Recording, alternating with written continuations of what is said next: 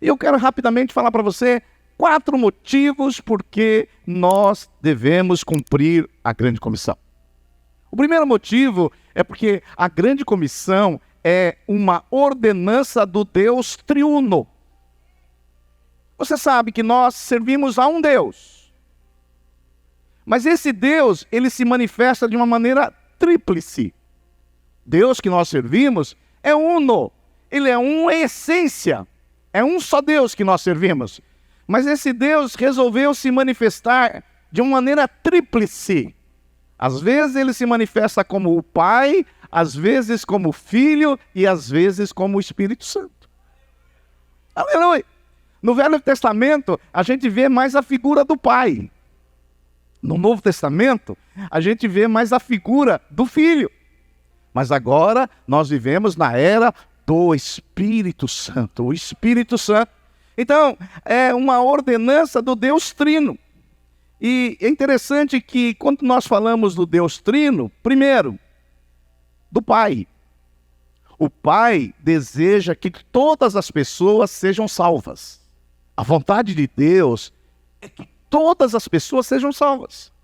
Por isso que lá em 1 Timóteo capítulo 2, verso 3, está escrito assim: isso é bom, agradável perante Deus, nosso Salvador, o qual deseja que todos os homens sejam salvos e cheguem ao pleno conhecimento da verdade. A vontade de Deus é que todos os homens sejam salvos e cheguem ao pleno conhecimento da verdade. Deixa eu falar, você foi salvo. Hoje você tem a verdade. A verdade é uma pessoa, é Jesus. E a vontade do Pai é que todos cheguem ao pleno conhecimento da verdade. Que a sua família chegue, que seus colegas cheguem, que seus vizinhos chegam, que as pessoas que você conhece chegam. Essa é a vontade de Deus. A vontade de Deus é despovoar o inferno e povoar o céu de gente salva para a glória de Deus. João, o apóstolo, lá em Apocalipse, ele teve essa visão. João, quando ele teve a visão do céu, ele viu pessoas de todas as tribos, raças, línguas e nações. Lá tinha baiano, pernambucano, mineiro, paulista. João viu gente de todas as tribos, línguas, povos e nações. Então, o primeiro motivo que nós devemos fazer missões é porque é da vontade desse Deus Trino e o Pai quer salvar a todos. E dentro disso também, a grande comissão, além de ser a vontade de Deus, é uma ordem do Filho. Jesus disse que nós devemos ir para todas as nações e fazer discípulos. Jesus não disse assim, olha, se vocês acharem legal, se vocês se sentirem bem, se você achar que é uma boa coisa, vocês vão. Não. Nós, cristãos da Nova Aliança, nós também temos ordenanças. E pregar o Evangelho é uma ordenança. Você não prega se você querer ou não, se você quiser ou não. Você prega porque é uma ordem. É uma ordem. Jesus disse, ele não falou assim, ó, se você sentir, se você desejar. Ele falou, ide. Eu não sou muito bom em português, minha mulher que é. Mas ide, pelo que eu me lembro do tempo colegial, está dentro do modo imperativo. E imperativo é uma ordem, não é se eu quero. Cabe a nós essa obrigação de pregar o Evangelho. É da vontade de Jesus que nós façamos discípulos. Deus quer que você seja um missionário e que você faça discípulos. Se você não está fazendo discípulos, você não está cumprindo essa ordem. E quando a gente faz discípulo, não é só levar para o encontro fazer discípulo, não. Jesus disse mais. Jesus disse assim, que nós devemos ensinar esses discípulos as coisas que ele nos ensinou. Por isso que na nossa igreja, pelo menos deveria ser assim, não é só levar a gente para o encontro, trouxe meia dúzia para o encontro, se virem aí. Não. Agora eu vou ter que levar para o encontro, essas pessoas vão vir do encontro e eu vou ensiná-las agora os ensinos de Jesus. Nós chamamos às vezes isso aqui de consolidação. Então, a grande comissão é a vontade do Pai, é a ordem do Filho, e olha a terceira pessoa da Trindade, e é no poder do Espírito Santo. Amém?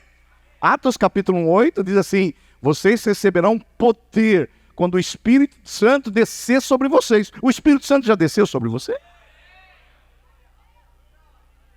O Espírito Santo já baixou aí sobre você? Eu sei que vocês não gostam dessa linguagem que o Espírito baixou. Vocês lembram de outras coisas, né? Mas olha só, o Espírito veio sobre você e te deu poder para quê? Para pregar. Eu sei que deu poder para outras coisas, para a gente orar em línguas, para a gente manifestar o fruto do Espírito Santo, para a gente manifestar os dons do Espírito. Mas Jesus diz assim, olha, vocês receberão o poder do Espírito Santo para ser minhas testemunhas. Testemunhas. E para ser essa testemunha aonde? Em Jerusalém, que era a cidade, que é a nossa Mauá, Judeia, que é o nosso estado, Samaria, que é um lugar mais longe, e até os confins da terra. Eu me lembro, há muitos anos atrás, nós estávamos fazendo um culto missionário desse, e a gente estava falando mais ou menos o que nós temos compartilhado com vocês até agora, e uma irmã no final do culto veio falar para mim, pastor, esse negócio de mandar dinheiro para missões não é muito legal não. E eu falei, vamos ver o que vem por trás desse negócio feio aí. Eu falei, por quê, irmã? Ela falou, sabe por quê, pastor? Nós temos tanta necessidade aqui, nós temos tanta gente carente aqui, nós temos falta de tanta coisa aqui, e a gente vai pegar o nosso limitado dinheirinho e ainda vamos enviar para outros países? Por que a gente não usa todo o nosso dinheiro aqui? E eu falei para ela assim, irmã, o seu raciocínio não é bíblico. Porque se os discípulos tivessem pensado como a senhora pensa hoje, o evangelho não teria saído de Jerusalém, estávamos todos nós perdidos. Todos nós estaríamos perdidos, o evangelho estaria lá em Jerusalém. Por isso, se você hoje está em Cristo, é porque alguém veio aqui no nosso país e trouxe o evangelho. Dá um glória a Deus por isso aí. Aleluia. O segundo motivo por que nós devemos fazer missões, primeiro porque é a vontade do Deus triuno. É da vontade do Pai, é desejo do Filho e é no poder do Espírito Santo. O segundo motivo por que nós devemos cumprir a grande comissão é porque a igreja de Cristo, quando ela cumpre a grande comissão, ela proclama e o evangelho cresce em várias direções. Por quê? A vontade de Deus é que nós cresçamos em tudo. A vontade de Deus é que nós cresçamos em tudo. Lá em Atos capítulo 2, verso 41, está escrito assim: os que aceitaram a mensagem, lá no Pentecostes, foram batizados e naquele dia houve um acréscimo de cerca de 3.000 pessoas.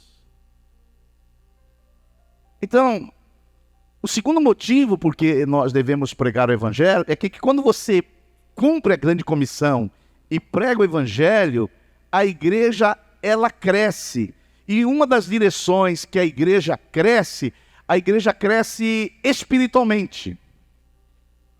A igreja cresce na comunhão, a igreja cresce na obediência da palavra, a igreja cresce na abundância da oração, a igreja cresce em santificação, a igreja cresce em adoração, a igreja cresce em serviço. Então, quando você proclama e cumpre a grande comissão, a igreja cresce espiritualmente. Sempre quando chega gente nova aqui na igreja, a igreja cresce em dons espirituais. A igreja cresce assim, em propósito, novos propósitos, novas vocações. Então a igreja, quando você prega, ela cresce. E tem muitas pessoas hoje que estão aí no mundão. Alguns estão jogando bola agora, outros estão na feira, outros estão dormindo, mas que não conhecem o Senhor. Mas à medida que você prega o evangelho para ela, e ela se converte, e você ensina as coisas que Jesus ensinou, e elas vêm para o seio da igreja, a igreja cresce espiritualmente. Quantos podem dar um glória a Deus por isso? Agora, a igreja não só cresce espiritualmente. Quando nós cumprimos a grande comissão e proclamamos a palavra, a igreja também cresce numericamente. numericamente. Lá em Atos capítulo 2, verso 47, a Bíblia Sagrada vai dizer assim, olha, acrescentava-lhes o Senhor, dia a dia, os que iam sendo salvos. Lá em Atos capítulo 6, verso 7, olha só como a igreja crescia. Crescia na palavra de Deus e em Jerusalém se multiplicava o número dos discípulos. Eu quero declarar sobre a sua vida, a sua célula vai multiplicar o número de discípulos. Tem já discípulos lá? Tem, mas Deus vai multiplicar. Esse é o ano da casa cheia e lá vai se multiplicar o número dos discípulos. Atos capítulo 9, verso 31 diz o seguinte: a igreja, na verdade, tinha paz por toda a Judéia, Galiléia e Samaria, edificando-se e caminhando no temor do Senhor e no conforto do Espírito Santo, e ela crescia em número. Deixa eu falar para você. Tudo que é saudável, cresce. Se tem alguma coisa que não está crescendo, é porque tem um problema. O que é vivo e saudável, cresce. Por exemplo, eu tenho um menino de 19 anos. Está crescendo. Eu não preciso ficar falando, você precisa crescer, rapaz. Porque ele é um organismo vivo. Se ele não estiver doente, e se ele se alimentar bem, o que vai acontecer com ele? Vai crescer. Quando a coisa não cresce, a gente não tem que ficar perguntando por que essa coisa não cresce. A pergunta não é essa. A pergunta é, quais são as doenças que isso tem, que não tem permitido esse organismo vivo crescer? Eu sei que depois que a gente fica velho, cresce mais o nariz e as orelhas. Eu sei disso. A barriga também? De alguns. Mas tudo que é vivo, cresce. Por isso que, se a sua célula não está crescendo, você não tem que ficar lá, pegar os irmãos pelas pessoas, precisa crescer essa célula. Acho que ninguém faz isso aqui. Mas a pergunta que você tem que fazer é, quais os vírus, as bactérias, as doenças que tem essa célula que não tem feito ela crescer? Porque o que é vivo vai crescer. Então, uma igreja viva, e nós temos viva até no nome nessa igreja aqui. Ela chama Igreja Batista Água Viva. Ou nós vamos chamar a Igreja Batista Água Morta? É Igreja Batista Água Viva. O que é vivo tem que crescer.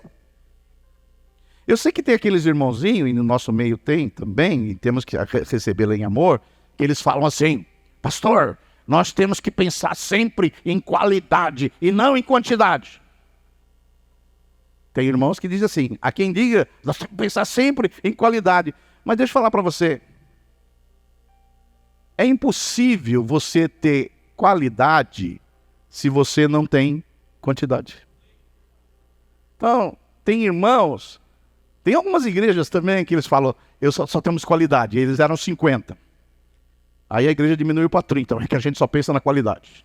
Aí eles diminuem para 20, é que a gente aqui só pensa na qualidade. Aí eles fecham a igreja, é porque a gente só pensa em qualidade.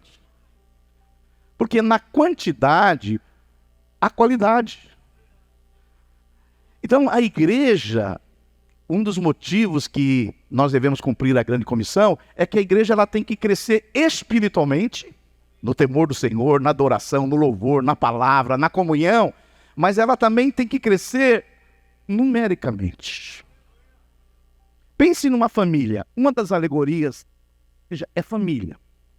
Imagine você é casado e não tem filhos. Aí você olha para sua mulher, ela olha para você, passa 1 ano, 2 anos, 5 anos, 8 anos, você olha para a cara dela, olha para você. A casa fica triste.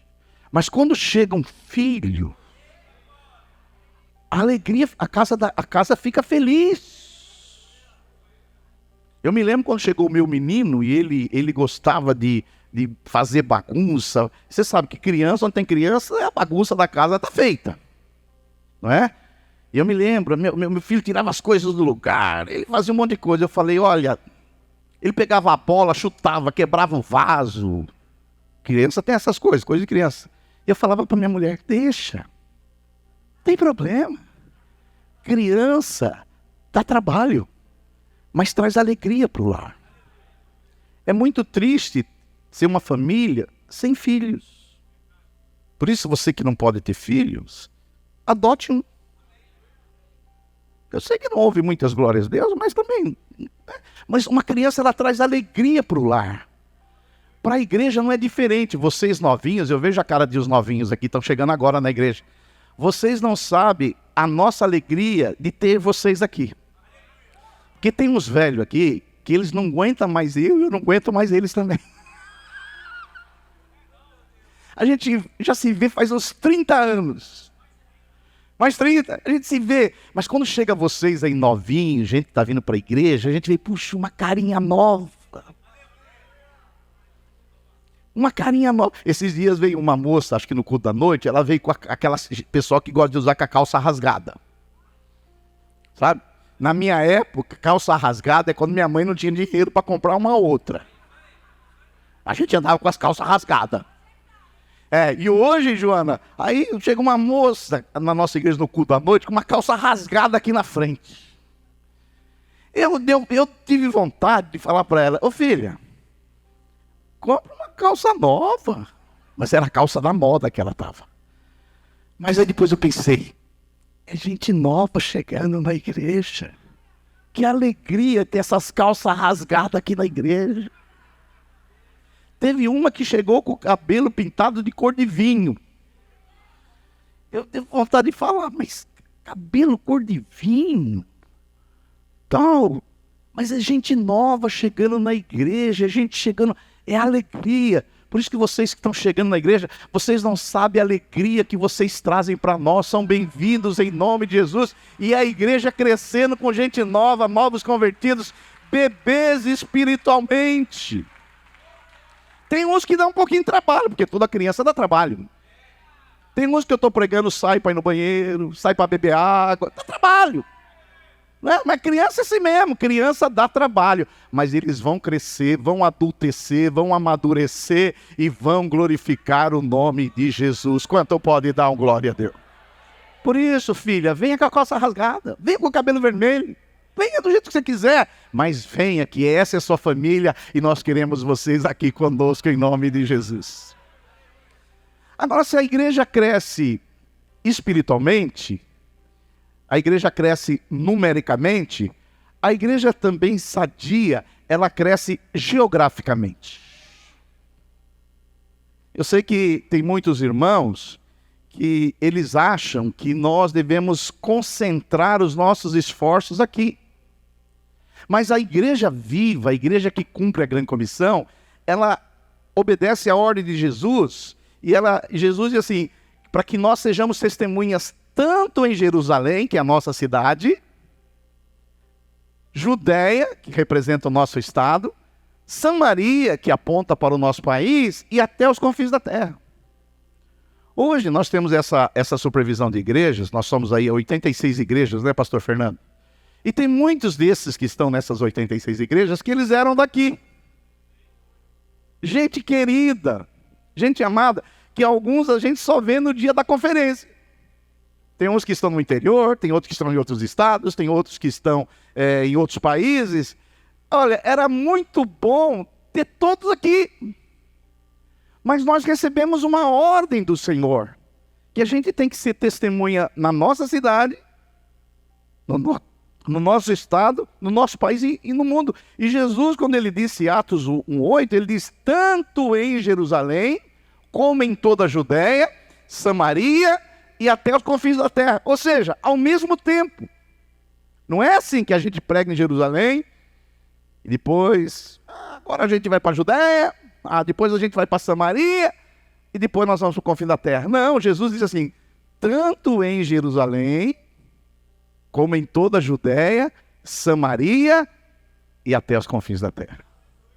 Então, uma igreja que cumpre a grande comissão, ela também cresce geograficamente. Geograficamente. Ela vai crescendo, ela vai avançando. Nós vamos chegar em novas cidades. Nós vamos chegar em outros estados. Nós vamos chegar em outros países. Esse é o ciclo de crescimento da igreja. Talvez você está ouvindo essa palavra como eu. Estava num culto lá na primeira igreja batista Santo André. Estava lá num culto de sábado. Vim para um culto que nem você. Deus foi lá e me chamou. Talvez Deus chame você hoje para uma obra específica. Aleluia! O terceiro motivo por que nós devemos cumprir a grande comissão é porque existe uma urgência para o mundo perdido. Existe uma urgência. Jesus está voltando. E lá em João capítulo 4, verso 34, Jesus estava ali em Samaria e os discípulos foram buscar para Jesus uma marmitex. E os discípulos voltaram e trouxeram a marmitex para Jesus. E Jesus diz no verso 34, a minha comida consiste em fazer a vontade daquele que me enviou e realizar a sua obra. Jesus, ele tinha plena satisfação e ele se alimentava de fazer a vontade do Pai e realizar a sua obra. E ele diz assim no verso 35, não dizem vocês que ainda há 4 meses até a ceifa? Vocês não dizem que faltam 4 meses para a colheita? Eu, porém, vos digo, erguei os olhos e vede os campos, pois já branquejam para a ceifa. O ceifeiro recebe desde já recompensa e entesoura o seu fruto para a vida eterna. E dessarte se alegram tanto o semeador como o celeiro, como o ceifeiro. Deixa eu falar para você, o terceiro motivo que nós temos para cumprir a grande comissão é que esse mundo está perdido e existe uma urgência para se pregar o evangelho. E Jesus disse para os discípulos, eles viviam no mundo rural, Jesus falou, vocês olharam para o campo aí, estão dizendo que falta 4 meses. E Jesus diz assim, olha só, no versículo 35, mas vós dizeis que faltam 4 meses até que venha a ceifa. Eu vos digo, levantai os vossos olhos e vede, as terras já estão brancas para a ceifa. Se você estudar a cultura de Israel, a gente entende um pouquinho melhor esse versículo. Que os especialistas na cultura de Israel, ele diz que o trigo estava pronto para colher quando ele ficava dourado e não branco. Dourado. Era a época da colheita. E quando Jesus diz assim, levantai os vossos olhos e vede que já estão brancas para a colheita. Branco é depois do dourado, ou seja, já estava passando do tempo da colheita. Já estava passando da hora, já passou da hora de colher, por isso que eles estão brancos e não dourados. Olha, irmãos, nós estamos aí prestes à volta de Jesus Cristo. Os campos já estão brancos para a ceifa. Nós vivemos numa nação onde as portas estão abertas para a pregação do evangelho. Não sei até quando. Nós vivemos num mundo que está pegando fogo. Para você ter uma ideia, a população do mundo hoje, segundo a ONU, é estimada em 8 bilhões de pessoas. Vivem nesse planeta em torno de 8 bilhões de pessoas. Desses 8 bilhões, 2 bilhões e 200 milhões se declaram cristãos. Desses 2 bilhões e 200 milhões, 1 bilhão e 300 se dizem católicos romanos. Desses 2 bilhões e 200, 700 milhões se dizem protestantes. Desses 700 milhões protestantes, estima-se que nem 1/3 desses nasceram de novo. Então nós vamos pensar o seguinte, mais ou menos. O mundo tem 8 bilhões de habitantes e se nós formos separar apenas aqueles que dizem que nasceram de novo, são apenas 300 milhões. Ou seja, nós não temos sequer 5% da população mundial que se diz que nasceram de novo. 5%. Depois você pesquisa aí na Wikipédia, onde você tem acesso. 5% da população. E Jesus diz assim, que aquele que não nascer de novo, não entra no reino dos céus. Então, menos de 5% da população nasceu de novo que nem você. Esse mundo, ele está pegando fogo. Existe uma urgência. Tem pessoas morrendo sem Cristo. E Jesus nos deu essa comissão. Nós vivemos uma nação ainda que a pregação está aberta. Podemos pregar o Evangelho. Não há perseguição. Há preconceito, mas perseguição não há. Tem países desses que nós temos as igrejas, Paquistão. Essa semana nós colocamos um vídeo aí, que tem crentes que são apedrejados só porque ele tem a fé em Cristo. Tem países aí que tem crentes presos, condenados, tem países que eles matam os cristãos. Mas nós vivemos num país livre. Estamos aqui livres, você sai daqui tranquilo, ninguém te persegue. Nós temos essa liberdade de pregar o Evangelho. Temos a oportunidade de fazer essa nação cristã de verdade, através da pregação do Evangelho. Deus vai dar a oportunidade para você pregar para pessoas que virão para o Senhor, se converterão e terão um relacionamento verdadeiro, genuíno, transformador com a pessoa de Jesus. E o quarto e último motivo, porque nós temos que cumprir a grande comissão, é porque o campo é o mundo, e não apenas a nossa cidade. O campo é o mundo. Jesus disse lá em Marcos 16:15, ide por todo o mundo e pregai o Evangelho a toda criatura. A maioria de nós não vai poder ir para o mundo. A maioria de nós vamos ficar na nossa própria cidade, na nossa própria região. Pastor, e como que eu posso ser um missionário desse jeito? Primeiro, pregando para as pessoas que você conhece. Pastor, mas com relação a mundial, missões mundiais, o que eu posso fazer? 3 coisas. Você pode ir, você pode orar e você pode contribuir. Diga para o seu vizinho, você pode ir, você pode orar e você pode contribuir. Aleluia! Aleluia! Agora, o que não pode é não fazer nada. Você não vai, você não ora e você não contribui. E aí você diz que é discípulo de Jesus. Mas Jesus deu uma grande comissão. É uma ordem. Muitos, e eu encerro contando isso para vocês, não contribuem porque eles falam assim, pastor, a minha pequena contribuição não vai tirar o mundo dessa situação. O mundo está pegando fogo e a minha pequena contribuição não vai mudar nada. Isso me lembra de uma história que eu aprendi quando era lá na escolinha dominicólica. O professor uma vez disse, conta-se uma história que uma floresta estava pegando fogo, um incêndio de alta proporção. E aí um canarinho, ele viu aquele grande incêndio que ia destruir toda a floresta e o habitat dele. Ele viajava por um longo período e pegava uma gota de água com um biquinho e ele ia lá no meio do centro do fogo e jogava aquela gotinha de água. E ele fez isso por várias e muitas vezes. E o gavião, sentado num rochedo, viu aquele canarinho fazer esse percurso. Ele pegava, voava, pegava uma gotinha de água e jogava lá no meio do incêndio. E o gavião uma hora perdeu a paciência. O gavião falou, ô canarinho, você é louco. Você é um idiota. Você acha que com essa gotinha de água você vai conseguir apagar a floresta que está pegando fogo? Você está maluco?